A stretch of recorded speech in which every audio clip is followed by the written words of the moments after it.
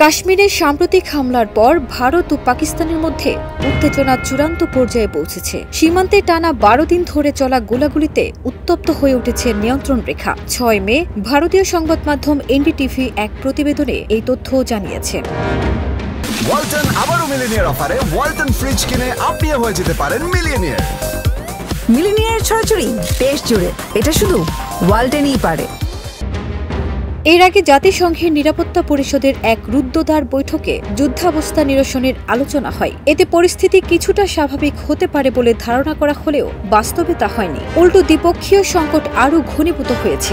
বর্তমানে দুই দেশের মধ্যে সরাসরি যুদ্ধের আশঙ্কা দেখা দিয়েছে। জাতিসংঘের নিরাপত্তা পরিষদ এ অবস্থায় গভীর উদ্বেগ প্রকাশ করেছে। এনডিটিভির প্রতিবেদনে বলা হয়, ইসলামাবাদের আহ্বানে জাতিসংঘের নিরাপত্তা পরিষদের রুদ্ধদ্বার বৈঠকে সীমান্ত উত্তেজনা নিয়ে আলোচনা চললেও পাকিস্তান নিয়ন্ত্রণ রেখা বরাবর টানা ১২তম রাত গোলাবর্ষণ অব্যাহত রেখেছে। এর জবাবে ভারতীয় সেনারাও পাল্টা হামলা চালাচ্ছে।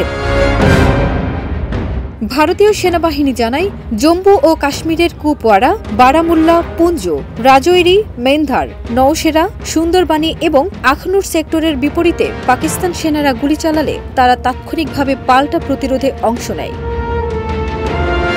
এই পরিস্থিতিতে দুই পরমাণু শক্তিধর প্রতিবেশীর মধ্যে সংঘর্ষ আরও ভয়াবহ রূপ নিতে পারে বলে আশঙ্কা বাড়ছে আন্তর্জাতিক মহলে। ফারজানা নিকিতা, দেশ রূপান্তর।